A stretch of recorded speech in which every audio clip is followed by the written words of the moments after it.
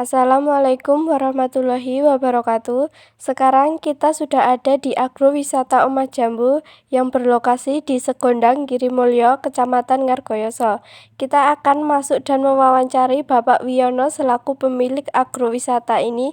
Tonton video ini sampai selesai ya. Warahmatullahi wabarakatuh. Kami dari siswa SMP Negeri 1 Ngargoyoso ingin bertanya tentang seputar wisata Omah Jambu. Saya ingin bertanya gimana asal-usul bisa dinamai Omah Jambu, bisa diceritakan secara singkat, Bapak? Terima kasih. Dinamakan Omah Jambu wisata ini karena di sini komoditas utamanya produk unggulan Kecamatan Ngargoyoso itu adalah jambu. Kemudian saya produksi jambu dari awal sampai sekarang, hasilnya sudah kalian lihat semua seperti ini. Pengembangannya selain untuk budidaya jambu, kita mencoba untuk membuat resto. Kenapa resto ini namanya Omah Jambu? Karena hasil untuk membangun resto ini modalnya karena dari jambu. Saya tidak mau dikatakan orang lupa kacangan kulitnya. Produknya dari jambu, ya sudah kita namain agrowisata Omah Jambu. Kenapa saya memilih agrowisata? Karena saya ingin ada industri pariwisata di Ngargoyoso ini adalah yang berbasis lingkungan. Jadi kita tidak merusak lingkungan. Di lingkungan Omah Jambu ini budidaya tanaman jambu ada, komoditas yang lain ada, kemudian restonya ada, kemudian wahananya nanti kita rencanakan juga pengembangannya nanti ada. Jadi intinya adalah saya tidak ingin melupakan yang namanya buah jambu yang telah memberikan modal kepada saya untuk membuat resto. Lalu sejak kapan Pak didirikannya ini? Kalau budidaya jambunya saya sejak 2012. Kemudian untuk pengembangan restonya ini mulai tahun 2020. Kemudian 2021 itu COVID, pembangunan tetap lanjut. Kemudian 2022 itu kita buka. Kemudian alhamdulillah juga tidak sedikit itu yang mau untuk hadir menikmati agrowisata jambu ini. Dan ada berapa karyawan Pak di sini? Karyawan saya ada 7 orang. Itu untuk kebun yang pelihara jambu setiap hari itu ada 2 orang laki-laki. Kemudian untuk dapur itu saya butuh 3 orang, berarti 5 kan. Kemudian untuk pramusajinya saya memerlukan 2 orang, itu kalau hari biasa. Tapi kalau hari besar atau weekend itu saya nambah karyawan khusus untuk pramusaji. Jadi bisa nambah 1, bisa 2, ya bisa 3, melihat situasi dan kondisi, ya maksimal 10 orang. Kalau boleh tahu ini bukanya jam berapa ya Pak, dari pagi? Kita buka mulai jam 7 pagi sampai jam 5 sore. Tetapi kalau selebihnya itu malam hari, kalau itu reservasi dulu kita terima, nggak apa-apa. Misalnya ada pertemuan keluarga, mintanya malam hari, ya kita layani, tetapi reservasi dulu. Karena saya harus menata karyawannya. Dan kita beri kebebasan kepada pelanggan di sini, kita tidak membatasi waktu kalau malam hari. Yang penting tidak kelewat dari jam 12. Monggo mau dipakai mulai jam maghrib misalnya sampai jam 12. Kalau setelah jam 12 memang kami tidak melayani. Satu, untuk menjaga lingkungan, karena kalau malam hari itu ya riskan dengan keamanan dan sebagainya. Maka sebelum jam 12 kita stop. Kalau boleh tahu fasilitasnya apa saja ya Pak? Fasilitasnya itu kita ke kebun, bisa petik sendiri, jambu dan jeruk, ada belimbing dan tanaman lainnya. Kemudian untuk resto itu ya makan komplit. Saya mengutamakan produk lokal, tehnya juga pakai teh kemuning.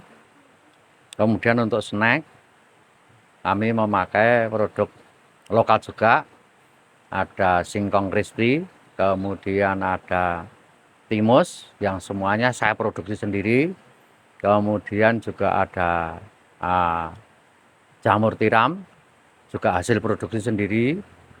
Kemudian kalau menu yang ada di resto itu macam-macam, mulai ada iga bakar, ada sop iga, kemudian nila bakar, nila goreng, ayam bakar, ayam goreng.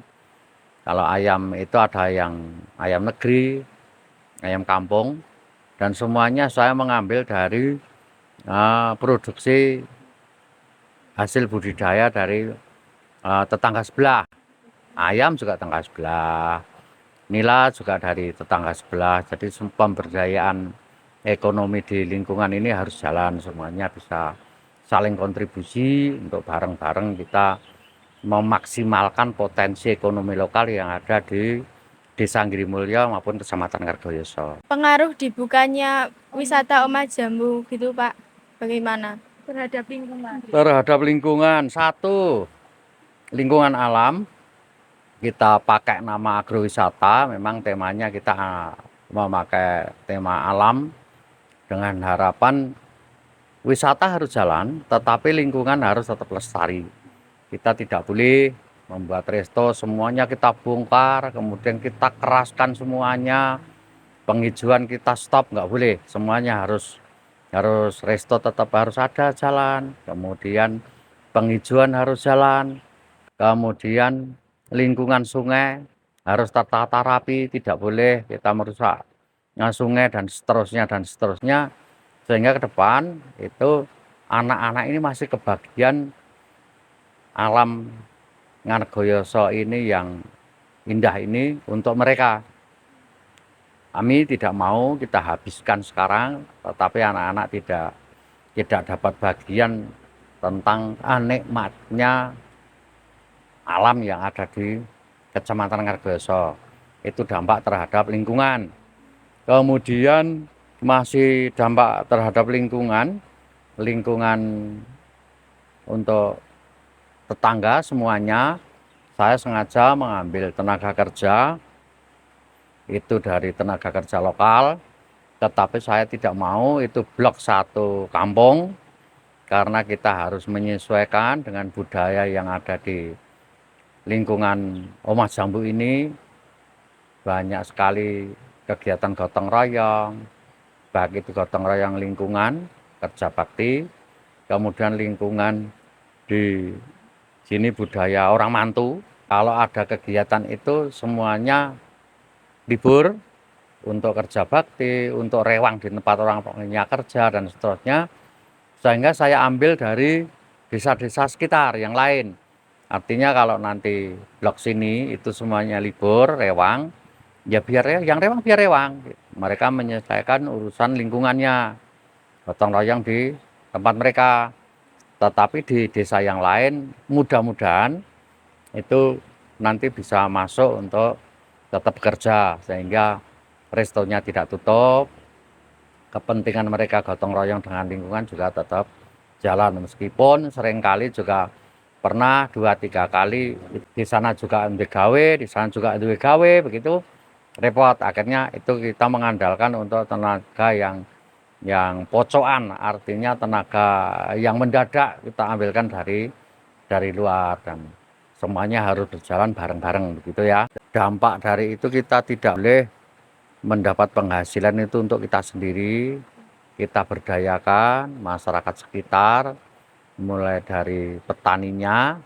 Kalau petani di seputaran kita itu kita ambil untuk oleh-oleh, karena selain menyediakan itu semua di depan, itu ada oleh-oleh, kecuali hasil saya sendiri untuk oleh-oleh tamu, paket oleh-oleh, baik itu sayur maupun ketela, ada durian, itu kebetulan saya semuanya tidak punya, sehingga saya kerjasama dengan lingkungan. Artinya kesejahteraan kita harus bareng-bareng dan memberi lapangan pekerjaan kepada teman-teman, tetangga sekeliling, biar semuanya dapat menikmati industri pariwisata yang ada di Ngargoyoso. Sampean lihat jambune Bapak itu. Ukuran sedang, tapi coba sampean ambil jambune Bapak satu, sampai di rumah dikupas, ambil jambu yang lain, kemudian dimakan bareng itu rasanya beda enggak? Mudah-mudahan beda, karena Bapak selalu inovasi, kita pelajari. Biar jambu warnanya bisa merahnya itu cerah, itu harus seperti apa? Baunya yang harum, aromanya itu bisa tetap harum itu seperti apa? Bapak pelajari semua. Tidak asal tanam, pupuk, panen, jual. Enggak boleh. Ngargoyoso enggak boleh seperti itu. Produk apapun. Ada jambu, ada duren, kemudian ada apokat, kemudian ada belimbingnya Ngargoyoso, belimbing yang Bapak tanam. Dengan belimbing Demak kalah enggak? Enggak dong, enggak mau dong kalah. Produksinya harus gede, manis. Itu penting. Sehingga peluang kalian semua untuk mengembangkan Ngargoyoso menjadi mata pencaharian masih banyak. Asal kalian mau belajar. Belajarnya kemana? Di sekolah wajib untuk akademiknya, tetapi belajar di lingkungan penting dan sampean belajar mempelajari Ngargoyoso cukup. Kenali apa yang ada di Ngargoyoso dan seterusnya dan seterusnya. Ya. Terima kasih ya Pak udah minta waktunya untuk diwawancarai seputar Omah Jambu niki ya Pak. Ya, sama-sama Mbak. Saya juga terima kasih sampean sudah datang ke sini minta informasi tentang potensi yang ada di agrowisata Omah Jambu ini dan sampaikan salam saya kepada kepala sekolah sampean, guru sampean, ya semuanya yang dari sekolah